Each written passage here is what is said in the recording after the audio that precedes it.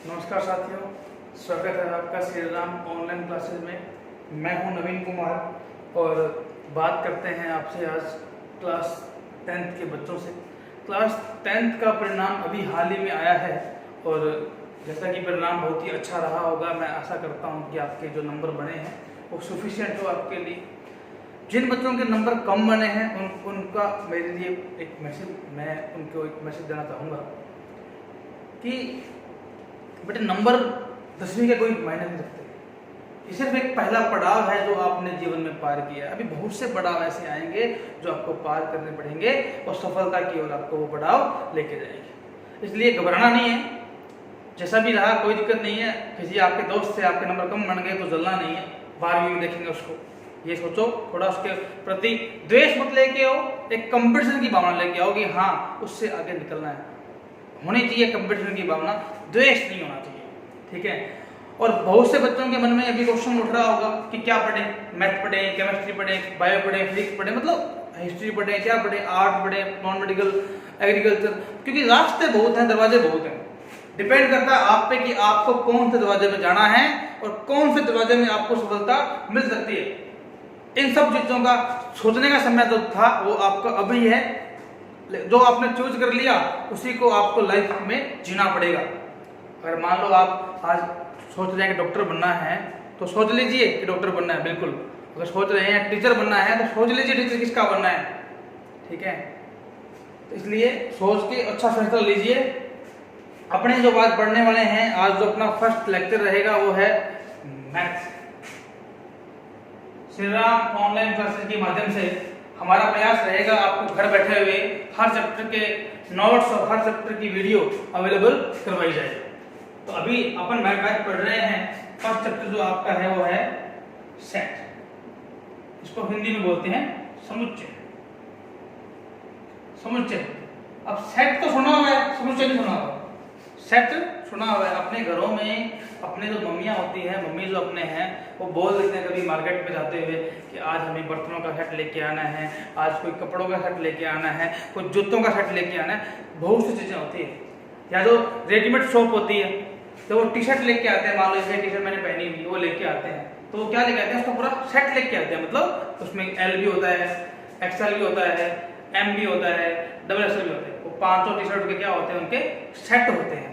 Set मतलब समूह से ले लिया, क्या ले लिया, समूह। यहाँ भी क्या उसका मतलब होता है, समूह। ये शब्द आपने सुना होगा, समूह मतलब ग्रुप में कोई चीज है, तो वो होता है सेट। बट मैथमेटिक्स की डेफिनेशन क्या होती है, इन सब चीजों की बातें अपने आज करेंगे। तो क्या होती है वो देखिए। समुच्चय बेटे, इसकी परिभाषा होती है, set is a well defined set, well defined objects। मतलब वस्तुओं का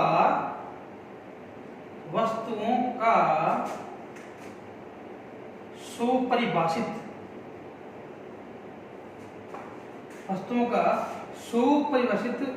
संग्रह जो होता है वो समुच्चय कहलाता है। यानी कि वस्तुएं हैं, उनका सुपरिभाषित संग्रह है। सुपरिभाषित पे मैं जोर दूंगा। सुपरिभाषित क्या होता है, हाँ जी, वेल डिफाइंड। सुपरिभाषित से मतलब होता है बेटे जो परिभाषित है। अब परिभाषित है मतलब जो है, जो नहीं है वो परिभाषित क्या होगा, मतलब सुपरिभाषित से मतलब हो जाता है बहुत सी चीजें ऐसी होती हैं जो डिफाइंड नहीं होती। मान लीजिए मैं आपको बोल रहा हूं कि आपके स्कूल में बेस्ट 3 टीचर बताइए, बेस्ट 3 टीचर बताइए, तो क्या ये डिफाइंड है, क्या ये सुपरिभाषित है? नहीं। क्यों नहीं है? क्योंकि बेटे आपका आंसर तो आएगा कोई 3 टीचर। मान लीजिए मैंने किसी सुनील से पूछा कि सुनील भैया आप मेरे को ये बताइए आपके स्कूल में 2 बेस्ट टीचर कौन से हैं, तो उन्होंने बोला एक तो मनीष है, मनीष सर, एक पवन सर है, ठीक है। फिर मैंने किसी अनिल नाम के विद्यार्थी है उनसे पूछा, हाँ भैया आप बताओ 2 अच्छे कौन से हैं। ये कहते जी मेरे को तो अनिता मैम जो अंग्रेजी पढ़ाते हैं वो अच्छे लगते हैं, एक दूसरा लगता है मेरे को कोई 52 साल चलते हैं। अब 52 तक का तो कॉमन आ गया, दोनों को आ गया, ठीक है, बट एक तो अलग आया ना, अलग आएगा, क्योंकि हर किसी का टीचर फेवरेट हो, को जरूरी है क्या? या मैं बोल दूं, या मैं ये बोल दूं, हाँ जी बट आपका फेवरेट फ्रूट कौन सा है? मैंने बोला आपका सबसे अच्छा फल आपको कौन सा लगता है? तो आप में से कई बच्चे आम बोलेंगे, कई नाशपाती बोलेंगे, कई संतरा बोलेंगे, कई लीची बोलेंगे, कई कीवी बोलेंगे। तो सबके टेस्ट क्या हैं? अलग अलग होते हैं। तो अगर सबके आंसर अलग अलग आ रहे हों तो ऐसे जो सेट होते हैं, ऐसे जो संग्रह होते हैं, ऐसे जो वस्तुओं के संग्रह होते हैं वो परिभाषित नहीं है।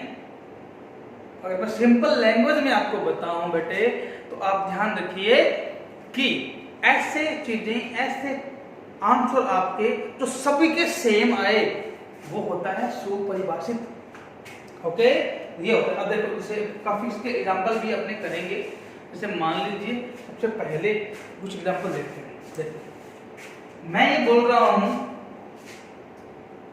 कक्षा में 3 लंबे विद्यार्थी, एक मैं लिख रहा हूं कक्षा में 3 सबसे लंबे। क्या दोनों बातों में कोई फर्क है क्या? खुद सोचिए, क्या कोई फर्क लग रहा है आपको? फर्क तो है, तभी लिखा है। देखिए, ये तो है 3 लंबे विद्यार्थी और ये है 3 सबसे लंबे। अब भाई पहले मैं लंबे विद्यार्थियों की बात करता हूं। मान लीजिए जो भी मेरी वीडियो देख रहा है अभी, उसका कद है 5 फीट। कितना? 5 फीट। अब उसके जो भाई हैं, भैया हैं, उनकी हाइट है 5 फुट 2 या 3 इंच। तो क्या उनके भैया उनसे लंबे हैं? क्या है? बिल्कुल है लंबे। तो लंबे की कोई परिभाषा नहीं है। लंबा कौन होता है भाई? लंबा तो 4 फुट का बंदा लंबा हो सकता है। कैसे? मान लो कोई 3.5 फुट का है, या कोई बच्चा मिल गया आपको, छोटा बच्चे जो होते हैं, खेल रहे होते हैं गली में, वो मिलते हैं तो आपको ऐसे देखते हैं, ऐसे, तो आप तो उनके लिए लंबे हो ना, उनके लिए तो लंबे हो।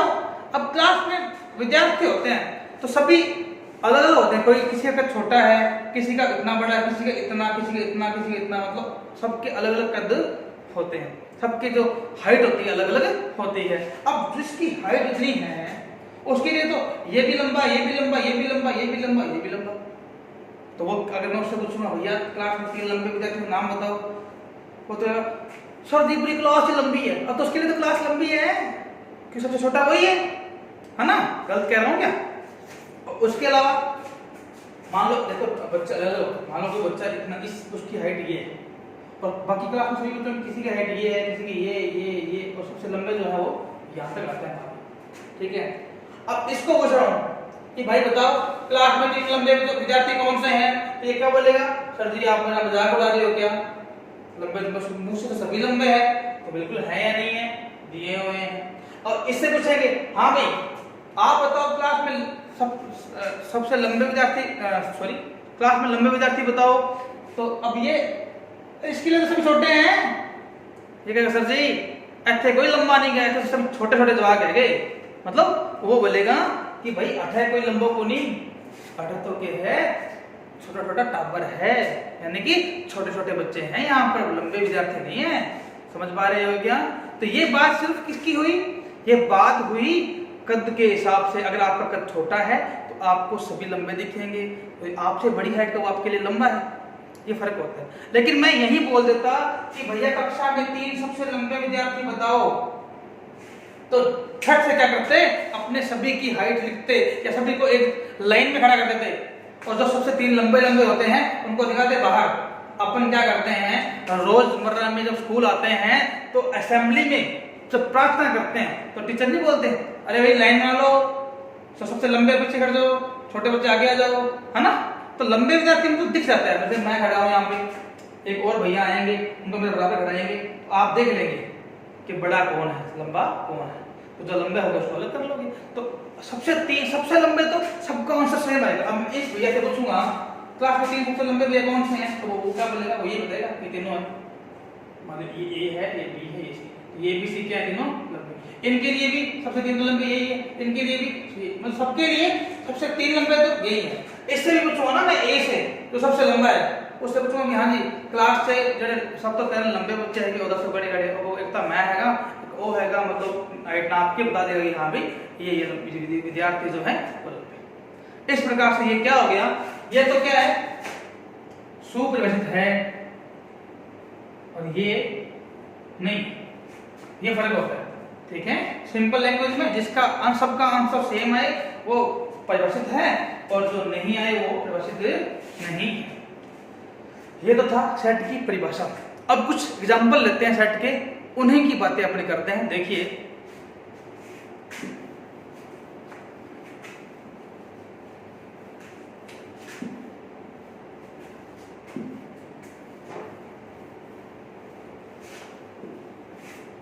बुक में लिखा हुआ है जैसे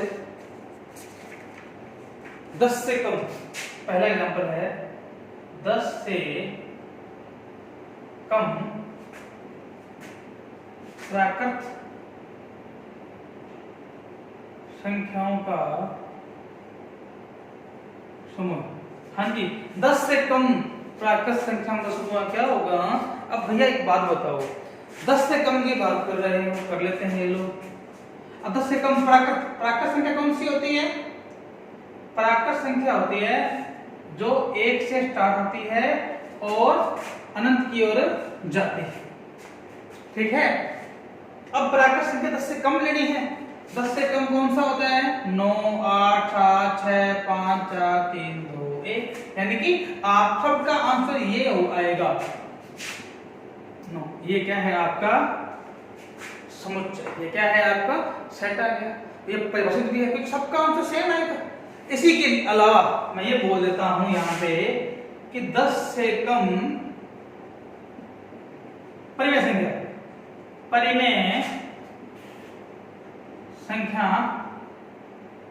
संख्याओं का समूह। भाई एक बात बताओ, 10 से कम परिमेय संख्या क्या लिख सकते हो आप, नहीं लिख सकते। देखो 10 से कम तो बहुत संख्या आ गई, एक और 2 के बीच में आपको आपके टीचर ने बताया होगा 9th या 10th क्लास में, 1 और 2 के मध्य अनंत या लाखों संख्याएं विद्यमान हैं, क्योंकि बटावल संख्या बहुत आ जाएगी इसके बीच में। तो 1 से 2 के बीच में बहुत है, 1 से 10 के बीच में तो बहुत सारी संख्याएं आ जाएगी। तो इतनी संख्याएं आपके लिए लिखना पॉसिबल नहीं है, अतः आप कह सकते हैं कि भैया ये आपका नहीं आएगा। ठीक है, इस बात में कोई डाउट है क्या, डाउट हो तो आप पूछ सकते हैं, कमेंट में आप पूछ सकते हैं, कॉल कर सकते हैं। श्री राम ऑनलाइन क्लासेस के माध्यम से हम आपसे जुड़ने का पूरा प्रयास करेंगे। तो आप कोई भी आपको क्वेश्चन या कोई बात समझ में नहीं आए तो बेझिझक आप कॉल कीजिए, आपको उस समस्या का समाधान किया जाएगा। ठीक है, तो ये हो गया आपका 10 से कम परिमेय। ये आपका ये तो नहीं है और ये है। ठीक है, इसी प्रकार मैं ये बोल देता हूं कि भारत में नदियां, अब भाई भारत में नदियां लाखों नदियां हैं, क्यों है लाखों नदियां। एक नदी है मान लो कोई, जैसे गंगा नदी है, वो यहां से लेके यहां से समझ लो बह रही है। ठीक है, तो इस नदी के कितने हिस्से हैं पता है आपको। ये नदी यहाँ से भी नदी मिलती है, यहाँ से मिलती है, ये इधर जाती है, इधर खड़ा चला गया, इधर खड़ा चला गया, ये वो इधर उधर उधर इधर, तो बहुत नाम हो जाएंगे, इतने नाम थोड़ी याद रहते हैं। तो ये सुपरिभाषित तो आपका नहीं है। इसके अलावा आपसे तो ये पूछ ले कि अंग्रेजी वर्णमाला के स्वर वोवल्स, तो वोवल्स क्या आप याद कर सकते हैं, क्या कर सकते हैं भाई, कैसे, देखो इतनी अंग्रेजी तो पढ़ी हुई है। स्वर कौन से होते हैं, स्वर होते हैं ए, ई, आई, ओ, यू, ये लीजिए। अब सबको आंसर यही आएगा। अब आप में से कोई बच्चा बोलेगा मेरे को तो पता ही नहीं स्वर कितने आते हैं, अब जिसको पता नहीं है वो अलग बात है, आंसर सबका ही है ना। तो ये चीजें होती है, मतलब मेरा कहने का मतलब समुच्चय जो होता है वो वेल डिफाइंड सेट होता है किसी का। तो आज आप के लिए जो वर्क है वो यही है, 1.1 को आप ट्राई कीजिए करने का, ठीक है। आज सिर्फ अपन को सेट की परिभाषा देखनी थी, वो अपने बात कर चुके हैं। अब आज की वीडियो में इतना ही, कल मिलते हैं नेक्स्ट लेक्चर के साथ। Thanks for watching my video, have a good day.